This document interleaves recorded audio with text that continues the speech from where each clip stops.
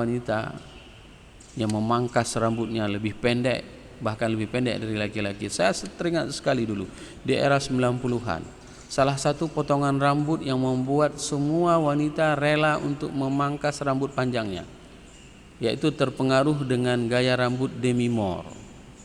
Ya, itu teringat sekali saya. Dulu di era 90-an itu tidak ada orang wanita yang rambutnya pendek.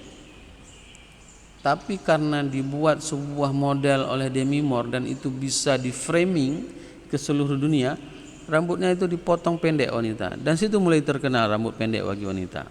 Dan semua ikutan. Di Aceh juga seperti itu, korban semuanya. Ya. Setelah itu baru ada rambut plotos lagi, wanita rambut plotos. Siapa yang memberikan modelnya?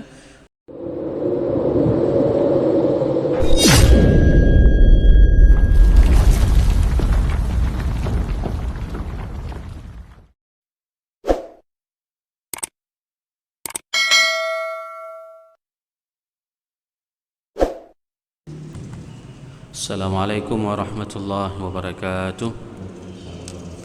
Alhamdulillahilladzi khalaqal mauta wal hayata liyabluwakum ayyukum ahsanu amala. Alhamdulillahilladzi khassana bi kitabin unzil wa akramana bi nabiyyin ursil.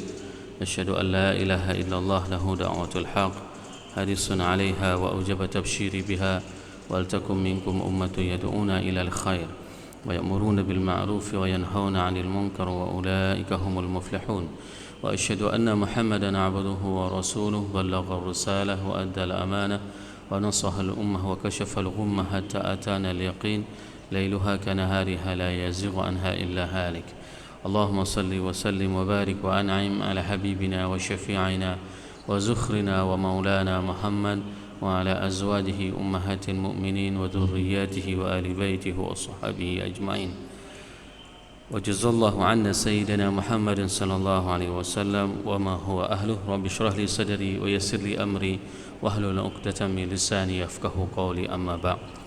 Para asatiz yang saya muliakan, ayah bunda yang saya cintai, dan bapak ibu jemaah salat subuh yang dirahmati Allah, marilah senantiasa kita panjatkan puji dan syukur kepada Allah yang telah memberikan nikmat iman kepada kita, yang telah mententramkan hati kita dengan datang kita ke rumahnya yang penuh dengan keberkahan ini. Kendati kita mempunyai berbagai macam permasalahan, alhamdulillah di subuh hari ini suasana hati kita sudah tenang pada saat kita salat subuh berjamaah.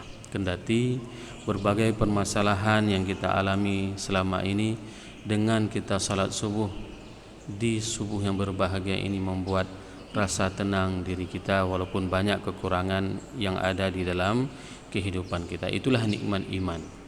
Salawat dan salam mari sama-sama kita panjatkan kepada junjungan kita Nabi besar Muhammad sallallahu alaihi wasallam yang telah mengajarkan kepada kita segala aspek tatanan kehidupan, termasuk bagaimana Rasul mengajarkan kepada kita memperlakukan tubuh kita, bagaimana seorang manusia baik itu muslim maupun muslimah mereka memperlakukan terhadap anggota tubuhnya, dan itu merupakan salah satu yang diajarkan oleh baginda Rasulullah sallallahu alaihi wasallam sebagaimana yang akan kita bahas pada subuh yang berbahagia ini. Oleh sebab itu, jemaah yang dirahmati Allah, perbanyaklah berselawat kepada baginda Rasulullah sallallahu alaihi wasallam agar timbul rasa cinta dan tidak terasa berat pada saat kita menerima apapun perintah dari Allah dan dari Rasulnya, sehingga kita menjadi umat Nabi Muhammad sallallahu alaihi wasallam. Dan semoga jemaah yang berhadir pada subuh yang berbahagia ini merupakan di antara umat Nabi Muhammad sallallahu alaihi wasallam yang akan diberikan syafaat oleh baginda Rasulullah sallallahu alaihi wasallam dan akan suguhkan air dari telaga Kautsar dari tangan mulia tersebut. Allahumma amin. Pada subuh yang berbahagia ini kita akan membahas dosa besar yang ke-60, al-kabiratu sittun al-wasilatu fi sya'riha al-mutajallifa wal mutafallijah wal washimah. Tiga hal ini merupakan salah di antara dosa besar yang diungkapkan oleh Imam Az-Zahabi. Yang pertama sekali itu adalah al-wasilah fi sya'riha, orang perempuan yang menyambung rambutnya. Ini mungkin ibu-ibu yang lebih tahu bagaimana seorang wanita menyambung rambut, ya. Wal mutafallijah, dan orang yang merenggangkan giginya. wal washimah, dan orang yang membuat tato. 3 perkara ini adalah perkara yang berkaitan dengan tubuh kita. Bayangkan Rasul memberikan panduan terhadap diri kita, yaitu untuk tidak menganiaya tubuh kita, untuk tidak menganiaya tubuh manusia. Dan ketiga hal tersebut sebagaimana terdapat di dalam Sahih Bukhari dan Muslim, qala Nabi alaihi salatu wassalam, lu'inallahu alwasilatul mutawasilah, Allah melaknat orang-orang yang menyambung rambutnya, wal wasimatu wal mutawasimah, dan orang yang menyambung, orang yang membuat tato, yang menatu. Tadi yang dilaknat orang yang menyambung rambut dan orang yang disambung rambutnya. Dan wan namisatu wal mutanamisah wal mutafallijatu lil husni al-mughayyirati khalqillah, dan orang-orang yang merubah ciptaan Allah. Ini merupakan hadis pertama bahwasanya Allah melaknat beberapa perkara yang disebutkan oleh Imam Az-Zahabi. An-namisah itu disebutkan dengan orang yang merubah rambutnya dengan mempercantik rambutnya. Kalau bahasa kita sekarang, ada rambut keriting di rebonding, ada rambut warna putih dibuat ungu seperti dalam film karton, ya. Itu yang dimaksud dengan al-mutanamisah wal mutafallijat lil hus, dan orang yang merenggangkan giginya. Saya tidak tahu di mana keindahan pada saat seorang wanita di masa tradisi jahiliyah itu mereka merenggangkan gigi mereka. Seakan-akan itu adalah sebuah tabiat. Kalau sudah renggang gigi itu menandakan mereka kelasnya itu memang tinggi. Ini tradisi di masa jahiliyah. Jadi sebenarnya bukan di merenggangkan giginya, tapi di anggota tubuhnya itu. Kalau kita mempelajari asbabul wurud hadisnya, pada saat seseorang mengolah giginya, ya, dengan bentuk olahan tersebut dia akan menjadi bangga dengan giginya, maka itu termasuk di dalam dosa besar. Nah, kenapa bisa direnggangkan gigi? Karena mereka akan memasang emas nanti di sela-sela gigi mereka, menunjukkan bentuk bagaimana kelebihan dan kehebatan posisi derajat orang yang merenggangkan gigi tersebut di depan tatanan kehidupan masyarakat. Al-mughayyirati khalqillah, dan orang-orang yang merubah bentuk ciptaan Allah. Bapak Ibu jemaah yang dirahmati Allah, yang pertama sekali yang dilaknat ini adalah orang yang menyambung rambut. Hari ini bukan hanya rambut yang disambung, tapi trennya hari ini adalah menyambung bulu mata, ya. Kita tengok ibu-ibu, misalnya mohon maaf bukan ibu-ibu yang berhadir di dalam majelis ilmu ini, ibu-ibu yang di luar. Begitu misalnya ada undangan, kita tengok bulu matanya itu seperti panjang sekali. Nah, ternyata itu adalah sambungan. Maka hati-hati pada saat kita memanjangkan rambut kita. Nah, ternyata para ulama juga memberikan batasan merubah hal ini juga kepada laki-laki. Ada bapak-bapak yang Allah anugerahkan dirinya tidak mempunyai rambut, ya, botak. Mau ke mana kita? Memang kita tidak ada rambut. Nah, tapi sekarang dengan karena kecanggihan teknologi, dia bisa ditanam. Ditanam rambutnya. Gimana cara tanamnya? Ditanam di atas plastik, lalu dipasang permanen di atas kepala, sehingga dia nggak nampak botak lagi, udah nampak lebat rambutnya. Padahal kita tahu waktu kecil dia kayaknya sedikit rambutnya, kok tiba-tiba sekarang udah banyak rambutnya, kok bisa? Nah, ini juga salah satu di antara orang yang dilaknat di dalam hadis ini, orang yang menyambung rambutnya. Bahkan kecanggihan teknologi di Cina itu dengan kalau misalnya pergi ke salon itu bisa dilihat langsung rambut-rambut itu bisa dipasang langsung, sehingga yang dulunya botak tengah, botak belakang, botak mana saja itu bisa cantik, bisa ganteng orangnya dengan teknologi yang ada. Tapi konsekuensinya karena dia sudah dipermanenkan, apa yang terjadi pada saat dia mandi janabah, maka air tidak akan menyentuh kepada kulit kepala, maka dia tidak akan pernah sah, selalu dalam keadaan tidak suci. Ini konsekuensi pada saat seseorang menggunakan rambut palsu, ya. Bapak Ibu jamaah yang dirahmati Allah, bukan hanya rambut, juga kepada bulu mata. Dan ini banyak terjadi. Nah, orang jarang sekarang misalnya kita melihat ada orang nyambung alis mata, ya. Tapi kalau bulu mata itu banyak. Ibu-ibu misalnya karena trendinya, karena kerennya, dia buat bulu matanya itu melengkung. Nah, kalau kita melihat kaget kita, ya. Karena nggak mungkin orang seperti itu bulu matanya. Yang kedua, al-washimatu wal mustawshimah, dan orang yang menato dan orang yang ditato. Orang yang ditato dan menato sama-sama dilaknat oleh Allah. Kok ada ustaz ditato dari dulu? Ada. Di Mesir kami sering melihat ibu-ibu yang memang di kampung, khususnya orang Qibti, orang Kristen Ortodok. Mereka itu langsung ditato. Di mana ditato? Di sini.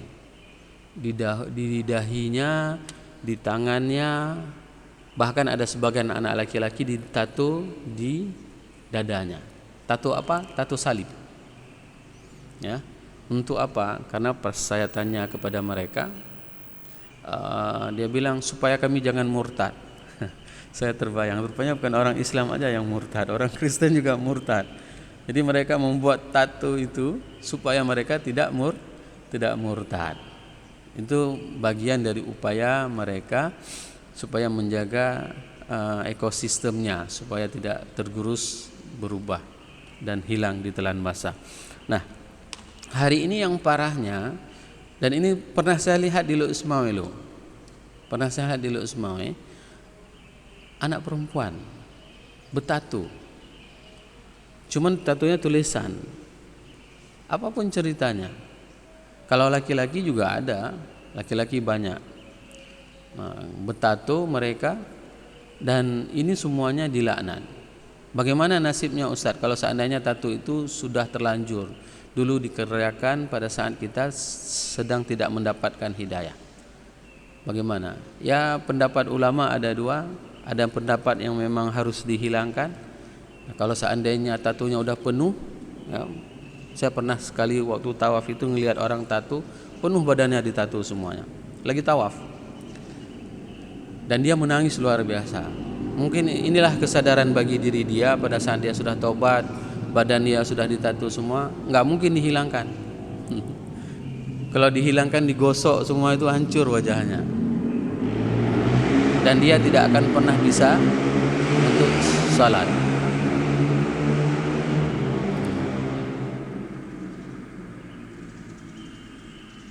Nah, kalau yang sudah terlanjur seperti itu jangan menyiksa tubuh. Itu pendapat ulama yang satu. Jangan pernah menyiksa tubuh. Ada orang-orang yang memang sudah menato seluruh tubuhnya. Bagaimana cara menghilangkannya? Tidak ada cara. Jadi pendapat ulama yang pertama, mereka harus menghilangkan, terserah dengan cara apa. Cara yang paling gampang menghilangkan itu ya digosok dengan gosokan. Tapi itu nggak mungkin kalau menurut logika saya, ya. Tidak akan mungkin seperti itu. Jadi pendapat ulama yang kedua mengatakan dia akan diampuni dosanya, dan dia tidak perlu merusak kulitnya.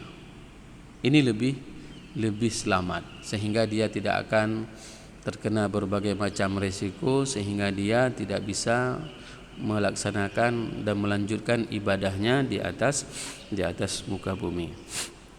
Bapak Ibu jamaah yang dirahmati Allah, Dan yang ketiga, an-namisatu wal mutanamisah, yaitu orang yang merubah rambutnya seperti yang kita ceritakan tadi.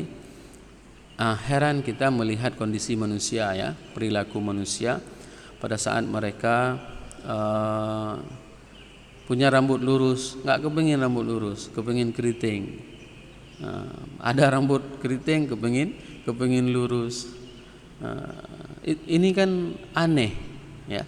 Ini kan aneh. Seharusnya apa yang kita lakukan? Ya sudah, terima saja ciptaan Allah. Kenapa? Karena bukan di situ yang menjadi indikator baik atau tidaknya seseorang. Ya.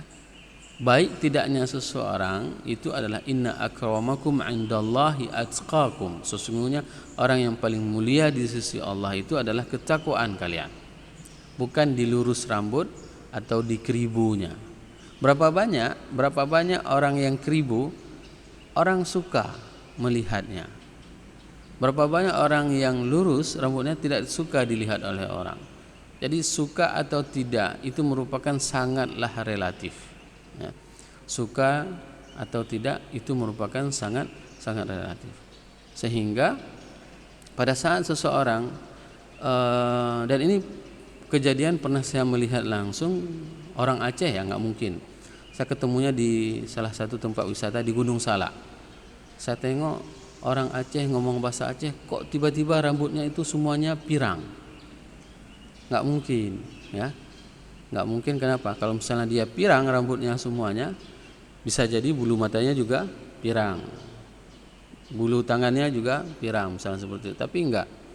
Dan sengaja memang cara pakai jilbabnya itu diikat sehingga nampak rambutnya keluar dan nampak warna pirang. Ada satu lagi warna ungu rambutnya. Ini canggih, ini sudah pergaulannya, kehebatan perubahan dari segi lingkungannya sudah sangat canggih. Kalau dulu kita jarang sekali melihat ada orang yang memang mewarnai rambutnya dengan berbagai macam warna. Sama juga mewarnai ini, merubah ini, an-namisah ini juga berlaku kepada orang laki-laki. Bapak-bapak misalnya rambutnya udah putih, ya. Nanti karena supaya jangan nampak tua, dicat rambutnya dengan warna hitam. Kumisnya, jenggotnya semua dicat. Enggak boleh. Ya, tidak boleh dicat. Boleh diwarnai dengan warna merah ataupun warna kuning. Kenapa filosofinya mewarnai dengan warna merah ataupun warna kuning? Supaya nampak sangar.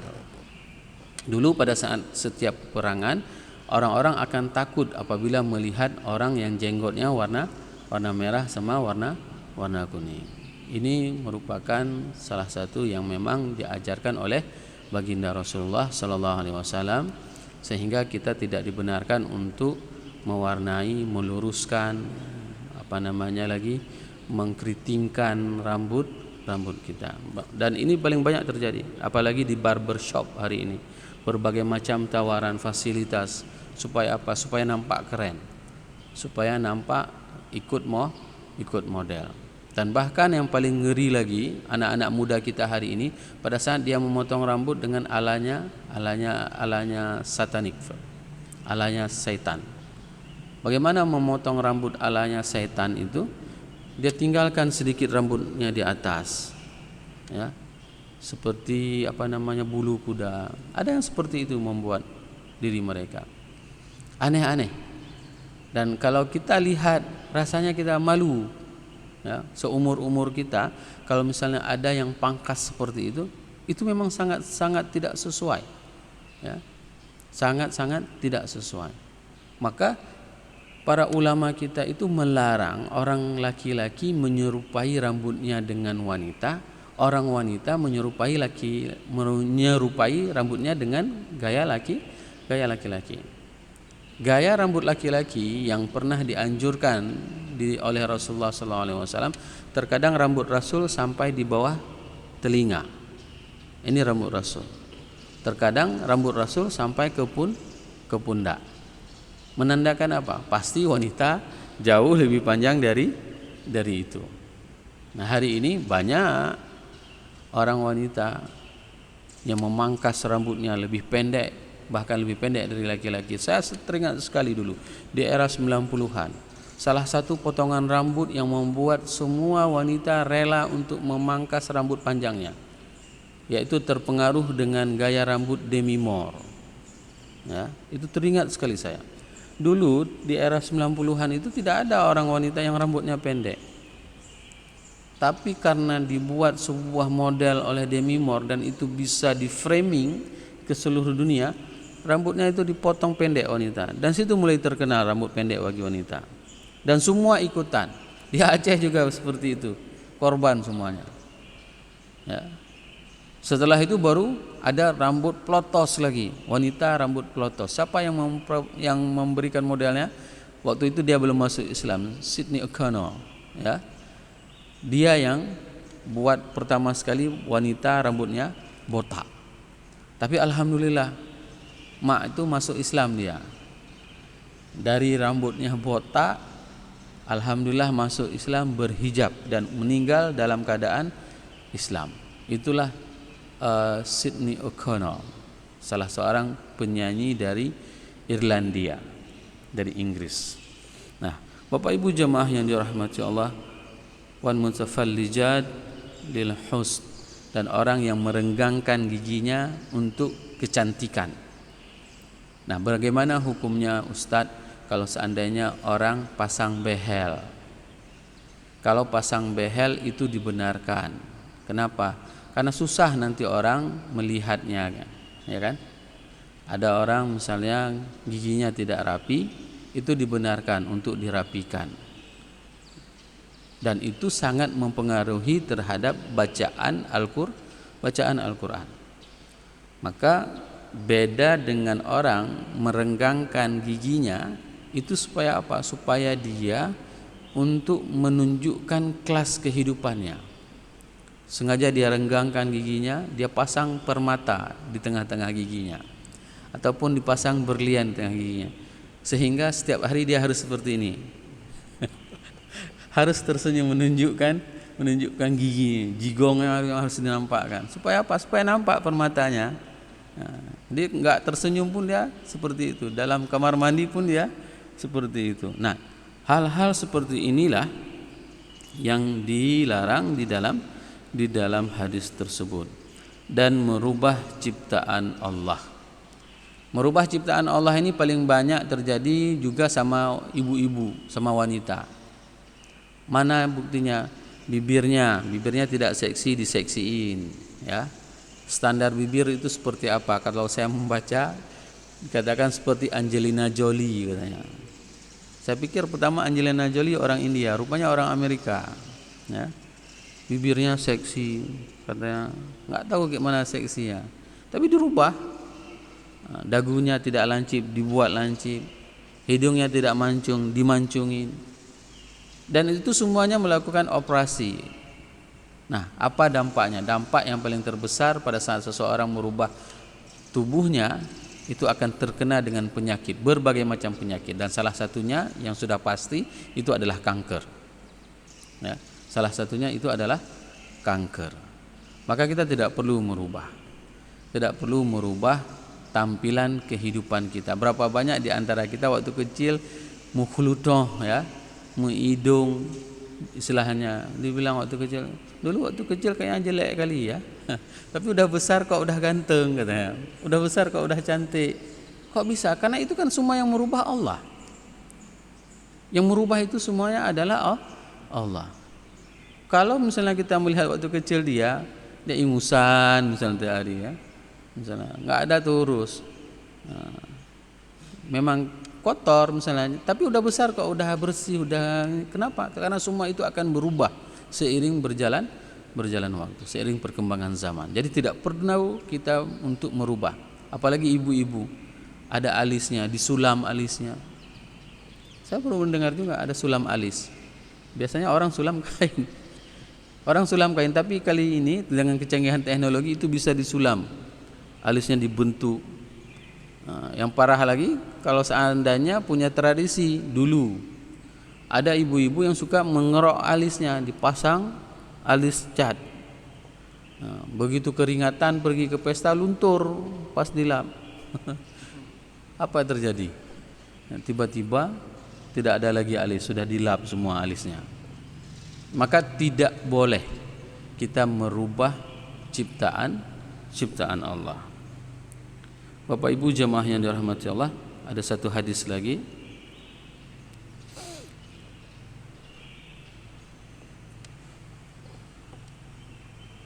di mana Rasulullah sallallahu alaihi wasallam melaknat al-washimah wal mutawashimah wa aklu riba wa muwakkilahu wa la'ana al-musawwirin, muttafaqun alaih. Rasulullah SAW melaknat orang yang menato dan bertato dan memakan riba dan yang mengurus masalah riba, dan melaknat orang yang memahat patung. Ya, ini semuanya diantara bentuk laknat yang dilakukan oleh Allah kepada mereka. Orang yang membuat tato, semuanya, siapapun yang berkontribusi untuk menato itu semuanya dilaknat. Yang jual tintanya, yang mengarahkan orang supaya mau buat tato, dan orang yang menahannya, orang yang mempromosikannya, semuanya itu dilaknat. Dan yang kedua juga dilaknat itu di dalam hadis muttafaqun alaih ini adalah orang yang memakan riba, orang yang berkontribusi terhadap urusan riba, orang yang mencatat masalah riba, orang yang mengajak orang lain kepada riba. Dan yang ketiga yang dilaknat itu adalah orang yang memahat patung. Ya, orang yang memahat patung itu termasuk di antara yang dilaknat oleh Allah. Karena apa? La'anal musawwirin ini bukan fotografer.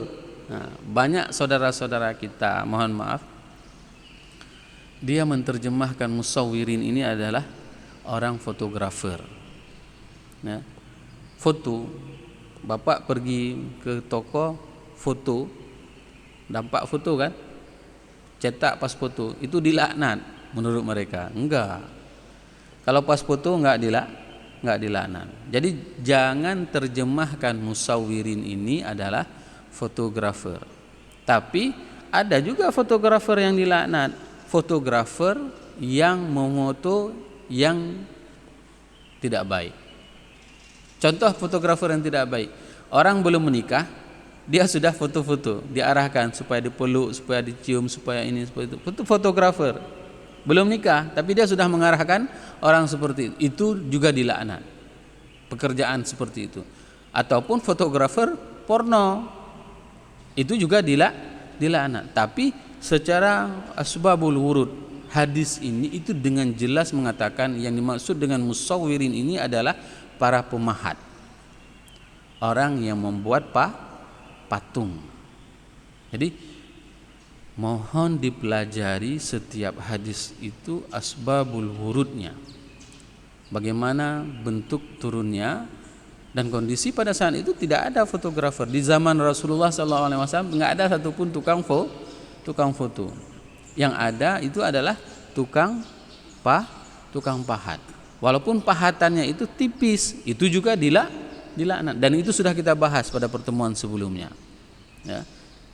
Ada sebagian patung itu atau sebagian pahatan itu dia tipis pahatannya, tapi berbentuk semuanya, berbentuk makhluknya, berbentuk makhluk hidup, itu juga dilaknat. Kenapa? Karena itu merupakan salah satu hal yang memang mengantarkan manusia kepada kemusyrikan kepada Allah Subhanahu wa taala. Semoga kita dijauhi dari hal-hal yang dilaknat ini, sehingga kita termasuk di antara hamba-hamba Allah yang selalu dicintai dan disenangi oleh Rasulullah sallallahu alaihi wasallam. Subhanakallahumma bihamdik, asyhadu an la ilaha illa anta astaghfiruka wa atubu ilaik. Wassalamualaikum warahmatullahi wabarakatuh.